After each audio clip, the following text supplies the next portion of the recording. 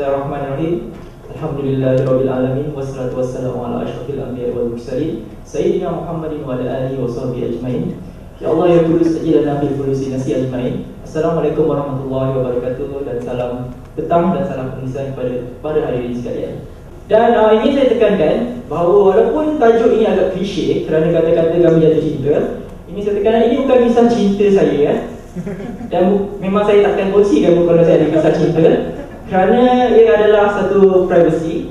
Dan apa yang penting di sini adalah penyampaian yang akan disampaikan adalah impak. Bagaimana kata-kata itu mentransformasikan diri saya daripada seorang yang hanya tahu satu perkara menjadi orang yang gemar pada ilmu dan menyebarkan ilmu menerusi kata-kata. Okey, nama saya Muhammad Akif bin Azizan bin Zakaria ataupun lebih dikenali sebagai Akif Azizan sahaja di dunia internet maupun di dunia luar. Dan juga saya tak muda dan tak tua. Pada 17 hari bulan April yang lepas genap maka saya bahagialah hidup selama 22 tahun di muka bumi Allah ini. Dan kalau orang tanya, kalau dulu Akif Azizan di dunia internet dikenali sebagai usahawan, tapi tahun ini ataupun bermula daripada tahun lepas saya menggerakkan diri saya menjenamakan diri saya sebagai seorang penulis yang memang kalau orang tanya setiap masa buat apa? Menulis je lah jawapan dia. Jadi hidup saya dengan menulis, saya punya perjuangan semua berkaitan dengan penulisan. Okey? Jadi pembentangan yang akan disampaikan sebenarnya saya tak boleh duduk statik je. Tapi saya cuba juga. Okey. Adalah berkaitan dengan dua projek yang kami jalankan sehingga hari ini. Dan projek ini bermula daripada tahun lepas, iaitu bagi tuan-tuan dan cik puan yang tahu majalah Niaga dan komik Niaga, mungkin ada beberapa individu di sini yang saya sedia kenal. Bagi yang belum mengetahuinya, boleh layari di www.majalahniaga.com dan juga komikniaga.com. Dua perjuangan yang berbeza tetapi matlamat yang sama. Macam mana tu? Kita belajar, kita akan sama-sama sebentar lagi.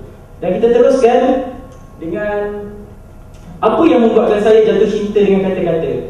Buku ni sebenarnya bahaya.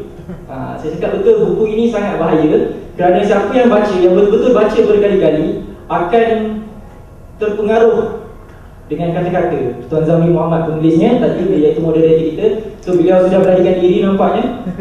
Okey, buku ini sebenarnya dihadiahkan oleh salah seorang mentor penulisan saya, iaitu Cik Puan Nur Rahmah Jasni. Beliau juga tadi ada di sini. Sebenarnya saya tanya beliau, okey, saya nak belajar mengenai apa sebenarnya yang memberikan kesan dalam penulisan ni. Apa yang menarik sangat sampai ada satu berita yang ada satu ayat yang saya akan kongsikan nanti yang membuatkan orang sanggup berhenti kerja, sanggup melakukan apa-apa saja semata-mata demi sebuah pena ataupun penulisan. Okey. Jadi buku yang saya gelarkan buku beracun ni, tu Tuan Zamri Muhammad sudah semakin beranikan diri. Okey, dalam satu ayat yang ditulis oleh Tuan Zamri Muhammad, dan saya tak nak bagi tahu siapa yang menyampaikan ayat itu. Tuan-tuan dan cik puan kena beli buku ni. Okey, ayat itu dia menulis, saya berjanji bahawa saya akan hidup dan mati dalam bidang penulisan ini. Ini bukan pilihan kedua lagi. Jadi ayat ini bila saya baca, saya terkesima sebentar. Saya cakap, okey, apa yang begitu menarik dunia penulisan ni sampai beliau ini mengeluarkan kenyataan seperti ini. Jadi ini adalah salah satu penarik yang membuatkan saya tercari-cari apa sebab orang sanggup menulis sampai dia kata ni. Jarang kita dengar orang cakap saya nak buat bisnes sampai mati kan. Tapi ni kata saya nak menulis sampai saya mati, sama ada saya hidup ataupun saya sudah ke rahmatullah. Okey. Jadi pencarian bermula. Jatuh cinta tu belum lagi lah, tapi orang kata dah kenal lah. Bila pencarian bermula, sehari demi sehari saya berjumpa dengan seorang saya terjumpa dengan seorang yang siapa kenal kan? Seorang ustaz popular masa kini, iaitu Ustaz Azhar Idrus. Ketika itu saya dikenalkan oleh Tuan Muhammad Zafran, iaitu salah seorang daripada pengasas syarikat Flag-Based Networks yang berhad. Ketika berada di office, biasalah kami orang bujang kan, lepak office sampai pukul 3-4 pagi, 5-6 pagi. So bila saya duduk di office tu, saya tengok apa dia buat malam tu. Lepas tu dengar pula tengok video lagi lah, meragukan malam pagi-pagi kita pula, malam Jumaat lah. Dan beliau ketika itu baru lepas kahwin pula. Jadi menambah-nambah kecurigaan itu. Jadi saya tengok dia kata, okey, cuba awak tengok video ni. Rupanya ada seorang ustaz yang menyampaikan ilmu melalui YouTube. Dan beliau juga seperti kita sedia tahu, Ustaz Zaidus adalah salah seorang yang popular di laman sesawang video ini. Dan apabila saya melihat video ini, saya terus orang kata apa, terpikat dengan cara penyampaian dia, cara dia berkongsi ilmu. Menarik, sangat menarik. Tuan-tuan Encik Fang boleh alaminya sendiri. Dan pencarian pun bermula. Dari situ saya cuba search nama Ustaz Zaidus di internet dan saya jumpa laman webnya. Saya tidak pasti, saya rasa ini laman web rasminya, ustazazhar.net. Mungkin kalau silap maafkan saya. Dan saya ingat lagi ketika itu pada tahun lepas, awal tahun lepas, saya muat turun satu audio yang kata halal lah, maksudnya dibenarkan untuk dimuat naik. Okay. Tajuk itu diberi nama bekalan mati. Agak klise juga. Okay, bila saya muat turun audio tu dan saya pasang di iPod saya, ada satu ayat yang betul-betul menjentikkan saya. Dan ini ayat-ayat ini adalah yang mentransformasikan diri saya. Okay, saya nak menjadi penulis kerana saya tahu saya adalah hamba orang yang sangat lemah. Saya banyak melakukan perkara-perkara yang orang kata ialah yang tidak elok pada masa-masa lepasan sehingga hari ini. Jadi saya tak tahu di mana saluran pahala saya yang boleh saya gunakan sepanjang saya hidup selepas ini. Jadi ayat itu adalah, Tuan Encik Fang mungkin berminat juga dengan ayat ini. Ayat itu adalah penulis yang menyampaikan perkara yang baik lagi bermanfaat kepada orang ramai adalah mereka yang mengumpul saham akhirat untuk bersyukur Allah. Ayat ini saja sudah cukup untuk saya menjentik hati, untuk hati saya terjentik supaya menjadi seorang penulis. Dan sehingga hari ini, inilah ayat pegangan saya. Walau macam mana pun apa yang jadi, ayat ini yang saya pegang untuk memperjuangkan karya-karya saya. Okay? Jadi memang agak menarik juga. Ini dah transformasi 360 darjah Okay, ini cerita diri sendiri. Okay, cerita akuan saja. Kita cerita tentang apa yang projek-projek yang kami buat. Sebab tu tajuk ni saya tukar, bukan saya jatuh cinta, kami jatuh cinta. Di mana saya gelarkan ini trio 3 berjuang muda memandaikan orang ramai mengenai dunia kesawanan. Di mana trio ini mungkin tuan-tuan dan Encik Puan tak kenal, tetapi banyak berlaku secara kebetulan. Di mana secara tak langsung trio ini adalah Adli Mokhtar, A juga, kemudian Akif Azizan, A juga, dan seorang lagi Akil, Hasbul Akil, A juga. So trio 3A ini Adli, Akif dan Akil. Kami membuat keputusan untuk kenapa tidak saya menggunakan bakat saya untuk membantu Plebis Network merealisasikan satu daripada impian mereka untuk mewujudkan laman web berinformasi ataupun kalau lebih popular dikenali sebagai blog hari ini, yang membantu orang ramai untuk memahami dunia keusahawanan dengan lebih terperinci, dengan tidak ada orang kata apa sorokan-sorokan, dan ditulis oleh individu-individu yang betul-betul faham tentang dunia perniagaan. Jadi dari situ perjuangan kami bermula, di mana di situ jugalah munculnya 2 laman web, iaitu Majalah Niaga dan Komik Niaga. Okey, berhenti di sini, kita mulakan balik perjalanan ke Majalah Niaga. Okey, Majalah Niaga ataupun www.majalahniaga.com merupakan satu daripada projek keusahawanan, laman web informasi keusahawanan yang kami perjuangkan sehingga hari ini. Dan Alhamdulillah sudah lebih 25,000 pelawat setiap bulan. Tak banyak, tetapi cukup untuk kami. Dan lebih menarik sekali, ia menjadi nanti saya cerita, tak syok pula sebab ada point kat situ kan. Okey, siapa yang masih belum layari Majalah Niaga, boleh layari www.majalahniaga.com. Dan ini adalah maklumat-maklumat yang penting. Okey, cerita pasal media perdana, salah satu daripadanya kami muncul di Astro Awani. Saya bertanya kepada Cik Puan Ernie, orang yang kata apa menemu bual saya di Astro Awani buat kali kedua berturut-turut. Saya tanya dengan dia, macam mana awak boleh jumpa dan percaya pada saya untuk menyampaikan di Astro Awani? Jawapannya mudah saja. Saya cuba cari satu topik yang berkaitan dengan isu sensitif, iaitu ketika itu isu yang sensitif adalah berkenaan dengan drop out. Tahu kan drop out? Memang fenomena ni sangat popular lah. Orang berhenti belajar dan meneruskan perjuangan, dan kebanyakannya gagal. Okey, jadi saya mengupas isu ini di blog majalahniaga.com. Dan isu ini secara tidak langsung memikat hati beliau untuk menemu ramah saya dan juga Tuan Adli Mokhtar bagi orang kata berkongsi sudut pandang dari secara holistik, iaitu 360 darjah mengenai isu ini. Adakah wajar seseorang itu berhenti belajar semata-mata kerana mahu berhenti? Okey.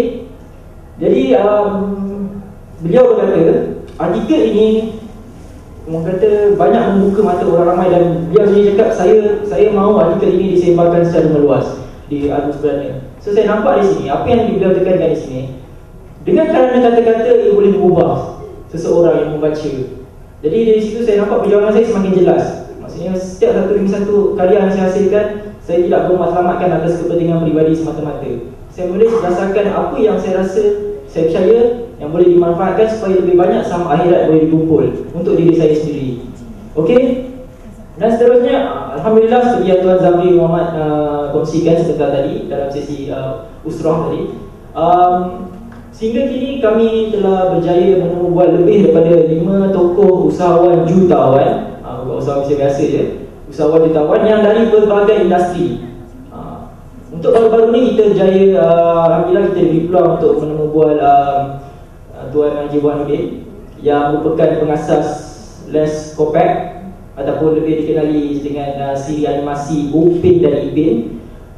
Jadi kami nampak perkongsian beliau ni sangat bermanfaat, dan saya sangat sarankan nak promosi sikit lah untuk Tuan Encik Puan Mak Turun, sebab beliau sendiri mengaku bahawa industri animasi ni adalah industri yang bodoh. Bodoh kenapa? Kena download sendiri lah. Pandai-pandai. So pandailah saya. Okey, baik. Dan seterusnya, alhamdulillah majalah Niaga setakat ini apa yang saya tahu kan. Mungkin kalau saya salah tolong betulkan.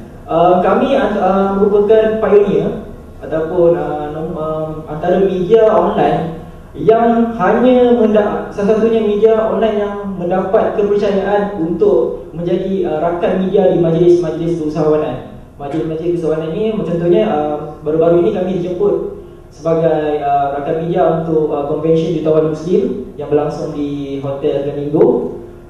Dan juga kita dah dapat kita dah hadir ke banyak tempat seperti seminar-seminar Dr. Izan Osman, dan sehingga hari ini email berkali-kali memanggil kami untuk membuat liputan. Jadi ini adalah kuasa penulisan yang saya anggap dia satu kuasa yang besar kalau kita manfaatkan sepenuhnya dengan lebih tertumpu. Okey, itu cerita majalah Niaga, berhenti di situ. Cerita majalah Niaga tamat. Sadaqallahul-azim. Sekarang kita teruskan pula dengan kisah yang sangat menarik, dan saya sangat suka memperjuangkan benda ini, iaitu komik Niaga. Komik Niaga dan majalah Niaga ibarat adik-beradik sebenarnya. Walaupun komik Niaga lahir dahulu, tapi saya nampak majalah Niaga lebih matang. Sebab apa? Sebab majalah Niaga berbentuk informasi ilmiah kerana dia disampaikan kepada golongan-golongan profesional. Manakala komik Niaga pula fokusnya adalah kepada golongan-golongan kanak-kanak, di mana antara matlamat kami adalah untuk memandaikan usahawan-usahawan yang berbentuk, yang dikategorikan sebagai usahawan syilid. Kami mahu mereka tahu sebenarnya perniagaan ni bukannya sesukar yang mereka fikirkan, dan tak semestinya bila banyak input-input negatif yang kita dapat hari ini, berniaga itu kita ambil harta orang, kita jadi jahat lah dan sebagainya. Sebenarnya hakikatnya pun tidak. Dan tuan-tuan dan puan boleh layari komikniaga.com sekarang, boleh tahu betapa seronoknya dunia pendidikan ni jika ditransformasikan dalam bentuk yang lebih santai. Dan itu yang kami cuba sampaikan, iaitu mendedahkan ilmu keusahawanan yang lebih santai.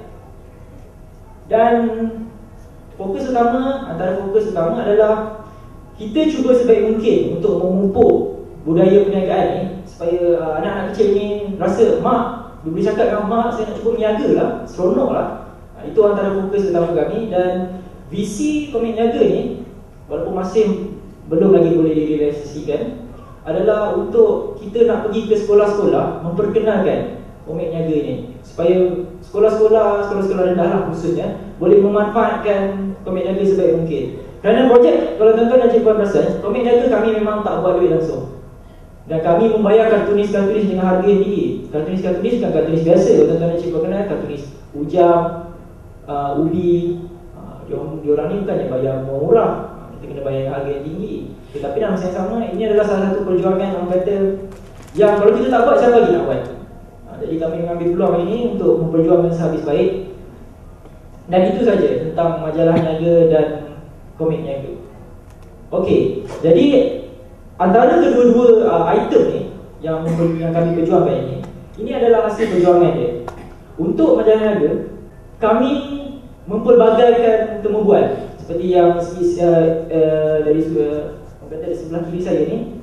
Tuan-tuan dan cikgu boleh lihat, beliau adalah Cik Puan Aiman Sarah, seorang novelis terkenal. Kita menemu bual beliau untuk memahami perniagaan dari sudut penulisan. Bagaimana untuk menjadi seorang jutawan, perancangan yang teliti. Bagaimana suami beliau, Tuan Syazul Amal, berfikir dan merancang untuk menjadikan Puan Aiman Sarah ini sebagai seorang penulis penuh masa.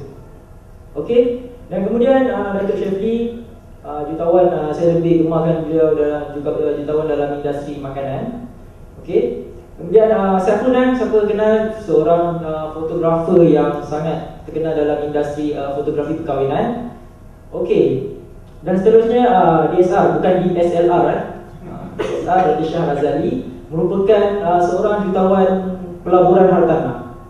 Jadi bukan senang kalau tuan-tuan dan cikgu fikir, sebenarnya nak dapatkan masa diorang untuk bersama dengan kita bukan mudah. Mereka percaya, pertama-tama mereka perlu percaya jenama majalah niaga.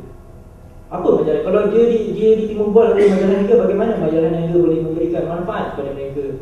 Itu adalah cabaran kami dalam tempoh setahun hingga 2 tahun yang pertama ini lah. Dan kemudian yang terbaru, Tuan Haji Burhanuddin merupakan pengasas syarikat Askopat. Untuk komik niaga, kita transformasikan mereka pula. Daripada seorang yang serius menjadi seorang yang tak berapa serius, menerusi kartun-kartun, kita ubah suai. Mungkin Cikgu Aiman Sarah itu bukan Rabbani itu salah seorang daripada orang yang individu yang kami temu buat. Dan kartun Aiman Sarah berada dalam komik tu. Okey. Jadi kita boleh lihat setiap komik dan majalah niaga, majalah ni yang kami panggilkan design ni, boleh dibaca dalam bentuk PDF ini, merangkumi lebih 30 muka surat secara percuma. Kita ingat komik niaga ni budak-budak dia suka, rupa-rupanya tak sangka orang tua pun suka. Dan lebih menarik, dalam isu majalah niaga dan komik niaga ni, kami menerima email hampir boleh katakan sebulan tu mesti 7-8 kali yang bertanyakan, majalah niaga ni tak ada jual dekat kedai-kedai ke?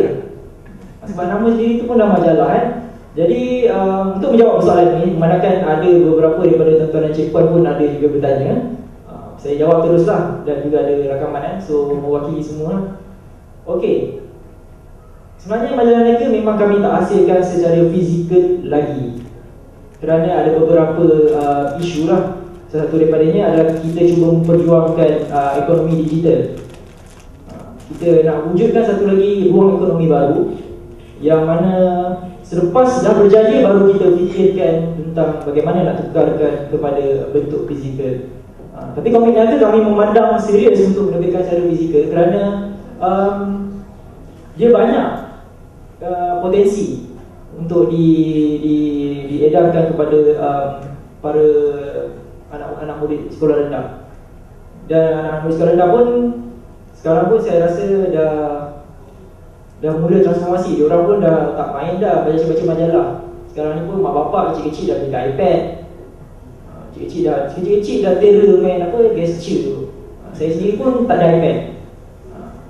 Jadi itu dia hasil perjuangan. Jadi untuk majalah niaga dengan komik niaga ni, sebenarnya impact dia berbalik semula pada apa yang saya ceritakan tadi, iaitu kesan yang apabila saya mendengar kata-kata daripada audio Ustaz Azhar Idrus yang membawa maksud setiap kata-kata yang kita tulis, iaitu penulis yang menghasilkan karya-karya terbaik untuk pembaca yang bermanfaat akan dibawa saham akhiratnya di syurga kelak. Jadi ini adalah salah satu kekuatan yang saya boleh gunakan untuk saya mengumpul lebih banyak saham akhirat untuk dibawa ke syurga kelak, insyaAllah. Dan itu habis sekali lagi tentang majalah niaga dan komik niaga. Namun begitu saya takkan buat hati. Saya punya pendekatan terhadap pembentakan, saya mesti sampaikan sesuatu yang tuan-tuan dan cikgu boleh perhatikan hari ini. Jadi saya nak kongsikan 5 tip. 5 tip ataupun 5 rahsia. Ini saya ambil daripada Tuan Robot sebenarnya idea ni. Sangat menarik pendekatan dia. Okey. 5 tip yang ni saya nak tuan-tuan dan cikgu manfaatkan sebaik-baik mungkin, kerana ia dapat membantu tuan-tuan dan cikgu dari sudut kepuasan dan juga ekonomi. Kepuasan itu dari segi kepuasan membantu ramai orang menerusi baik-baik ayat yang tuan-tuan dan cikgu hasilkan. Dan yang kedua adalah dari sudut ekonomi, di mana ia memungkinkan tuan-tuan dan cikgu untuk menjana pendapatan yang lumayan dengan hanya menulis sahaja. Okey? Okey, semua dah ready dengan kamera? Baik, yang pertama, ilmu dan meniru mentor yang berjaya dalam bidang penulisan. Ini adalah senarai-senarai yang saya anggap beliau sebagai mentor. Dan ada ramai lagi mentor-mentor saya di sini yang berada di hadapan saya ini, seperti tuan-tuan dan cikgu. Ini adalah mentor-mentor saya. Okey, ni siapa tu? Yang apa sekali? Ada di belakang moderator rupanya.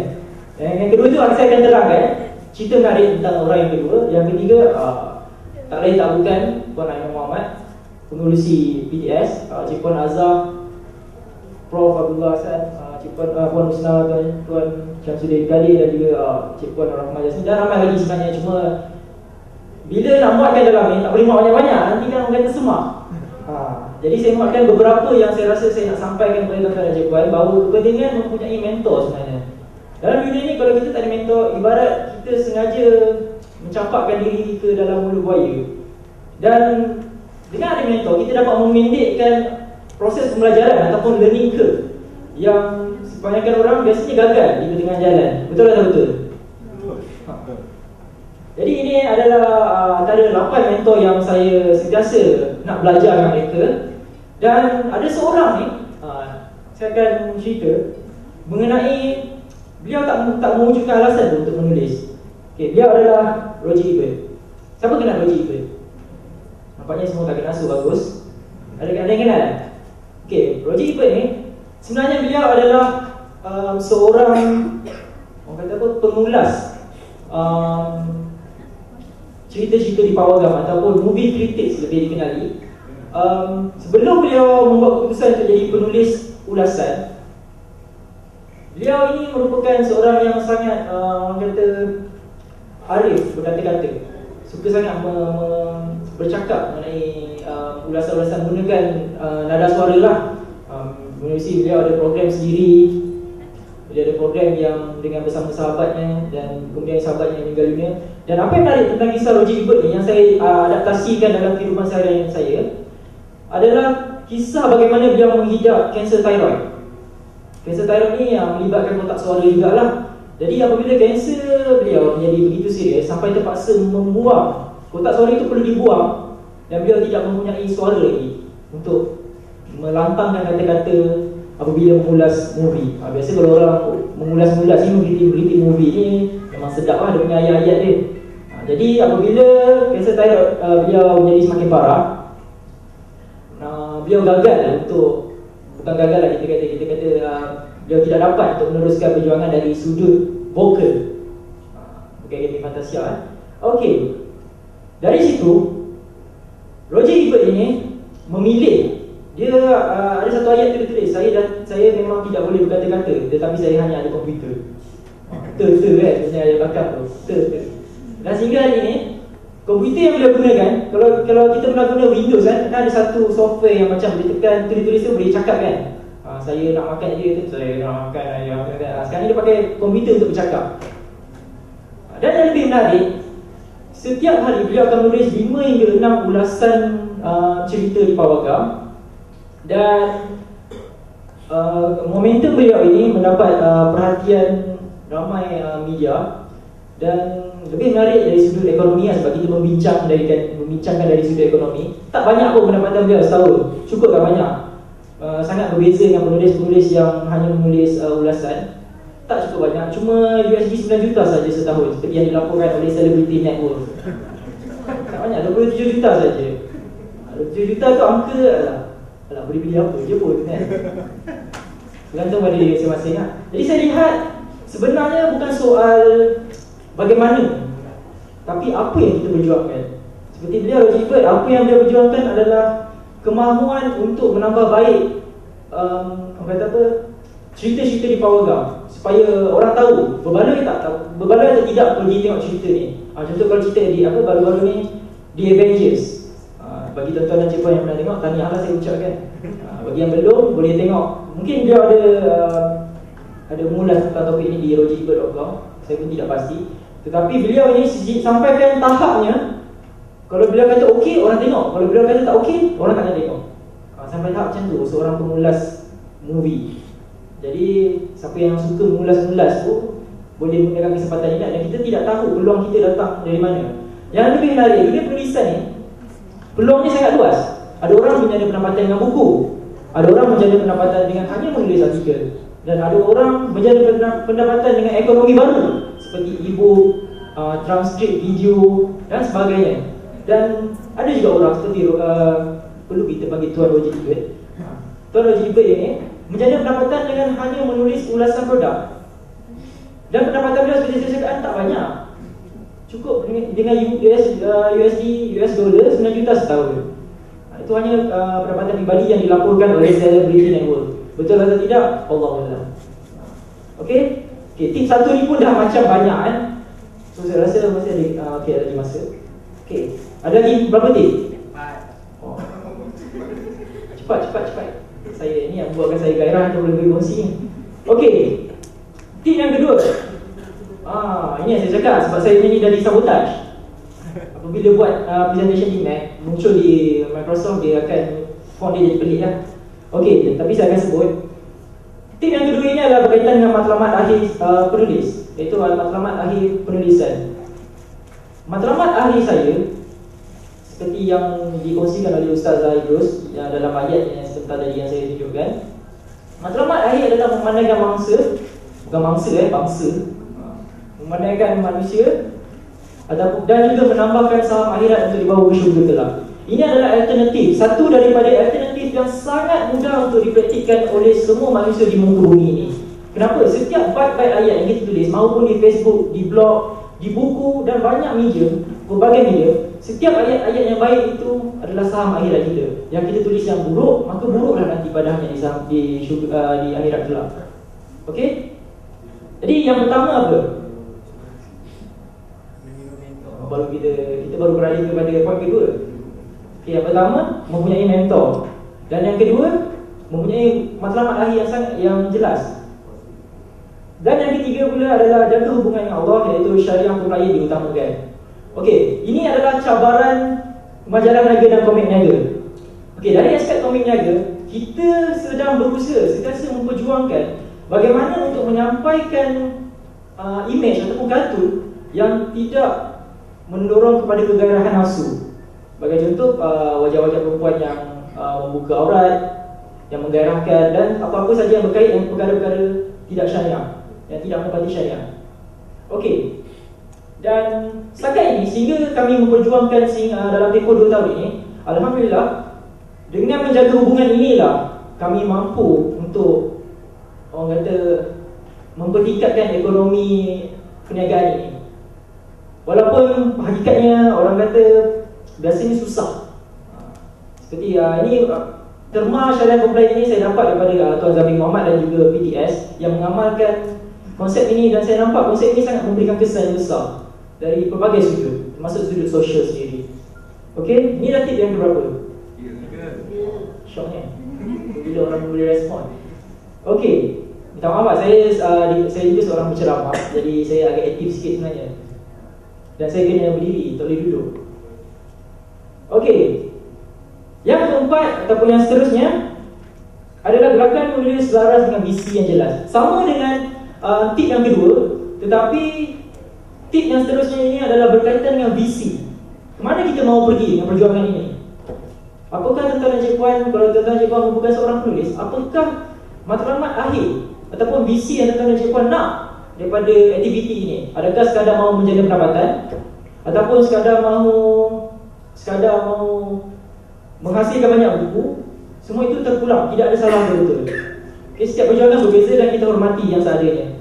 Dan itu adalah tip yang nombor 4. Dia tip yang ni biasa je. Nanti kita pergi pada 2 tip lagi luar biasa. Okay, sekarang tip yang keberapa?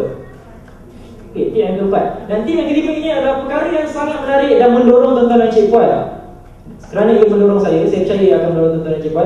Tip ini saya dapat daripada buku Tuan Zamir Muhammad, iaitu Tip menjadi penulis bestseller. Buku ini memang saya sarankan untuk penulis-penulis baru dan bakal-bakal penulis yang berminat untuk menghasilkan buku ataupun menulis. Okey. Tip yang beliau sampaikan menerusi buku Tip menjadi penulis bestseller adalah bagi seseorang penulis untuk bermula, perkara utama yang ditekankan oleh beliau adalah tidak perlu tunggu kesempurnaan untuk menulis. Tetapi mulakan sekarang dan kesempurnaan itu akan datang secara berperingkat. Sebab ramai orang tanya saya, ni soalan ni pun sensitif juga. Okey, macam mana nak jadi penulis ni? Okey, kelas apa saya beradik? Bahasa macam mana saya kena gunakan? Soalan-soalan macam ni sebenarnya membebankan saya. Sebab saya bukan seorang jurulatih penulisan dan saya pun result SPM saya bukan A dalam PM. Jadi soalan ni agak sensitif kerana dia macam kau beli aku. Tapi dalam konteks ni, apa yang saya ingin sampaikan adalah untuk menulis tidak perlu menunggu kesempurnaan. Tidak perlu menunggu adakah penulisan ini menjadi bestseller. Tetapi tulis saja. Jangan tunggu. Seperti apa yang saya lakukan daripada 3 tahun lepas apabila saya mula menulis. Bahasa saya, tanyalah tuan-tuan yang kenal saya. Semua bahasa-bahasa yang sangat konton. Kalau orang kata saya, kalau orang tulis saya sedang makan ikan, saya SY sedang SDG sedang makan MKN meken ikan ikan. Macam bahasa Jerman. Jadi dari semasa ke semasa, walaupun ketika itu saya sudah menjana pendapatan dengan penulisan, namun itu soalnya, adakah kesempurnaan itu boleh datang terlebih dahulu? Sebenarnya jawapannya tidak. Tuan-tuan dan cikgu hanya perlu menulis saja. Tulis dan amalkan tip yang sebelum ini, iaitu belajar dengan mentor. Oleh sebab saya bersama dengan ni mentor-mentor saya yang ada di hadapan ni, Tuan Zamir Muhammad, Cik Puan Azhar, Cik Puan Waidah, Tuan Izwan, Tuan Iskandar dan ramai lagi kat sini. Disebabkan mereka inilah saya kena virus. Virus itu adalah virus menulis bahasa Melayu penuh dan menggunakan perkataan tuan-tuan dan Cik Puan. Dan virus itu saya sangat suka dan saya nak lagi virus itu banyak-banyak. Jadi dengan berkawan dengan ataupun bermentor dengan orang-orang yang betul, insya-Allah saya percaya penulisan itu mampu memberikan impak yang besar kepada diri tuan-tuan dan Cik Puan dari sudut sosial, ekonomi dan juga agama. Oh, macam ceramah. Okey, habis ke belum habis tadi? Saya rasa saya nak berhenti setakat ni, tetapi disebabkan tiba-tiba saya rasa seronok bercakap dengan tuan-tuan dan Cik Puan dan memandangkan sangat ramai hari ini, alhamdulillah, wajah-wajah pun semua ceria-ceria. Jadi saya ingin kongsi 2 tip. Kalau di Facebook saya cakap 2 tip ini, 1 tip bernilai 500 juta. Tip yang kedua bernilai 600 juta. Semua macam betul ke ni? Sebenarnya tipu je. Okey, tip yang pertama ini saya belajar daripada tak boleh sebut nama dulu. Tapi saya belajar pada minggu lepas, di mana tip ini saya peroleh di Convention Jutawan Muslim. Tuan Nasir Angka yang datang, yang hadir, saya tahu tip ni. Tipnya adalah berkaitan dengan surah ini, iaitu bacalah wahai Muhammad dengan nama Tuhanmu yang menciptakan sekalian makhluk. Apa perkataan pertama yang muncul? Bacalah. Jadi tip ini diguna pakai oleh beliau.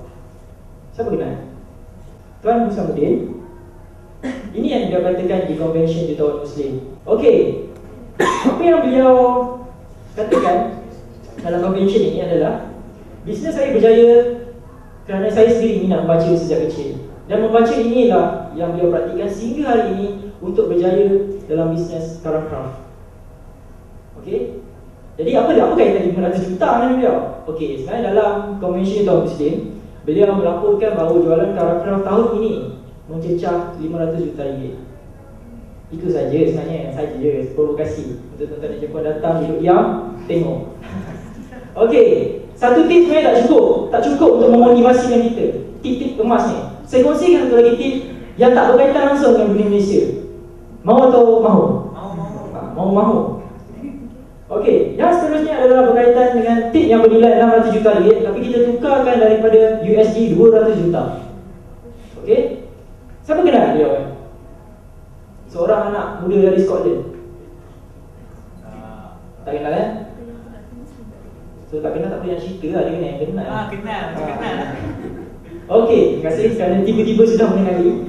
Okey, nama beliau adalah Pete Cashmore. Cashmore. Bagi duit. Nama beliau sendiri dah melambangkan duit. Dan ini adalah tip daripada beliau. Agak menakutkan. Tip ini sangat saya percaya untuk setiap orang yang mahu serius dalam bidang penulisan. Maksudnya kalau mereka membuat keputusan untuk menjadi penulis penuh masa. Inilah dia antara kriteria-kriteria. Dan ini bukan saja dipersetujui oleh beliau, malah Cik Puan Aimaisarah. Mari kita boleh lihat produktiviti menulis beliau sangat kuat lah. Itu yang boleh saya cakapkan. Sampai contoh macam Pik Cashmore ni, pada saat beliau menubuhkan Mashable, jika tidak silap saya, pada tahun 2005, beliau hanya bermula di bilik tidur sahaja. Biasalah, kisah-kisah di tawan internet ni biasa bilik tidur. Tadi yang bilik mandi ke, bilik-bilik yang lain ke, pustakaan ke, semua bilik tidur je. Okey, beliau ni tidak ada laptop ketika itu, ketika membangunkan Mashable.com. Tetapi visinya adalah untuk menyatakan pendapatnya tentang dunia social media. Maksudnya apa yang berlaku tentang Facebook, apa yang orang perlu tahu tentang Facebook yang Facebook tak bagi tahu. Kenapa Google Plus ni tak macam Facebook, tak setinggi penggunanya macam Facebook. Pendapat-pendapat ini diutarakan dalam Mashable.com, dan ketika itu beliau bergerak seorang diri sahaja. Dan setahun kemudian, blog Mashable.com itu menerima satu kejutan, di mana Pik Cashmore menerima satu angka ni dari segi income lah, pendapatan. Satu syarikat telah approach beliau dan menyatakan ingin beriklan. Beliau ingatkan $50 je sebulan, tapi dia bayar $3,000 USD. $3,000 pada ketiga itu 3.5 dah saya pada tahun 2006 lah, 19 tahun tu. Dengan duit itu beliau mengembangkan perniagaannya dari kecil-kecilan, dan sehingga kini Mashable.com mempunyai lebih 100 penulis di seluruh dunia. Penulis bukannya itu tak termasuk lagi beberapa web developer, graphic designer dan sebagainya. Penulis itu ada yang bekerja sepenuh masa dengan beliau dalam 30 hingga 20 orang, dan ada yang kebanyakannya freelance lah, dia membuka peluang. Jadi ini dalam konteks ini saya berbincang dari sudut penulis yang membuka peluang untuk penulis. Jadi adakah kita boleh jadi sebahagian daripada beliau? Soalannya jawab sendiri lah kan. Dan ini Natu Juta ni sebenarnya laporan daripada CNN yang menyatakan minat dia untuk membeli sebuah laman blog yang diasaskan oleh seorang anak muda bernama Pik. Mari duit Cashmore, banyak duit. Pada usia beliau membangunkan Mashable, jika tidak saya pada usia 19 tahun. Dan ketika ini harga yang ditawarkan oleh CNN, mungkin salah mungkin betul, tapi ramai rumors mengatakan perkara ini betul. Mashable akan dijual pada harga 200 juta USD. Bayangkan, perjuangan hanya beberapa tahun saja. Kalau dari segi ekonomi, antara visi saya di sini adalah saya ingin menubuhkan satu laman web, iaitu kalau boleh majalah niaga itulah laman webnya. Ada laman web yang membuka peluang kepada penulis-penulis, khususnya mereka meminati bidang usahawan, untuk menyampaikan ilmu-ilmu usahawanan yang mereka ada. Menerusi lebih yang kami target sebenarnya 100,000 pembaca setiap bulan. Ia tidak mustahil, tapi perlukan perancangan yang betul. Perkongsian saya yang ini berakhir dengan wabillahi taufiq wal hidayah, belum lagi.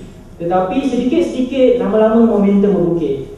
Ini bermaksud jika tuan-tuan dan Cik Puan ingin menjadi seorang penulis penuh masa, ataupun apa-apa saja aktiviti yang tuan-tuan dan Cik Puan ingin lakukan yang berkait rapat dengan bidang penulisan itu sendiri, tuan-tuan dan Cik Puan perlu mulakan saja. Langkah pertama adalah gunakan tip yang dikongsikan oleh pengasas karakter, iaitu membaca. Sebab membaca ni akan stimulasi dia, dia akan stimulasi otak untuk menyampaikan sesuatu yang kita faham. Jadi tip yang pertama yang kalau dikongsikan secara pribadi adalah untuk menjadi seorang penulis itu perlu membaca terlebih dahulu. Tak kisah apa-apa topik, tapi janji membaca. Okey, saya ingin berkongsi sedikit sebelum kita berakhir. Kalau kerana kata-kata kami jatuh cinta, saya ingin tweak sikit. Saya ubah, kerana kata-kata kita boleh mengubah dunia dan juga menjadi lebih bahagia dan bermakna untuk semua. Jadi saya ucapkan jutaan terima kasih tuan-tuan dan Cik Puan kerana menghadiri majalah niaga sudah mencapai 25,000 visitor yang setia setiap bulan. Dan kalau saya kira kalau mengambil RM1 seorang pun sudah mendapat lebih kurang RM25,000 sebulan. Kenapa masih tidak lagi melakukannya? Terima kasih kepada tuan-tuan berikan dan mengajukan soalan yang sangat sensitif sebenarnya sebab melibatkan isu duit. Jadi saya cuba jawab. Sebenarnya nak katakan kita tak mengambil kesempatan, sebenarnya kita dah ambil pun. Tapi bukan dari segi kita ambil dengan cara sopan lah. Di mana kita tak ambil sedikit, kita ambil RM100. kita ambil RM100 setiap seorang, menerusi seminar-seminar yang kami anjurkan, di mana antaranya yang paling awal adalah seminar blogging. Ini adalah cara untuk kami bukannya mengambil duit mereka sebenarnya, walaupun bunyi itu agak kejam dan mungkin hakikatnya betul, tetapi apa yang kita nak sebenarnya, kita nak sampaikan ilmu yang betul kepada mereka, bahawa dan juga sebenarnya ilmu ni boleh didapati dengan mudah saja jika ada seseorang itu, dalam konteks ini majalah ada, bertanggungjawab untuk menyampaikan apa yang mereka tahu kepada orang ramai dengan menggunakan, bagi saya charge RM100 itu untuk belajar ilmu yang betul yang boleh dimanfaatkan adalah satu kos yang rendah, di mana alhamdulillah kita ada grup kita alumni sendiri. Di antara 20 peserta yang hadir, biasanya dalam lingkungan 20 hingga 21 peserta yang hadir, 18 orang akan berjaya menghasilkan apa yang kita ajar. Jadi ia adalah satu conversion yang sangat tinggi, dan kami percaya ini adalah satu daripada wadah perjuangan yang kami akan perjuangkan dari semasa ke semasa, dari mengikut sudut pandang perniagaan yang berbeza. Okay? Saya harap menjawab soalan. Terima kasih.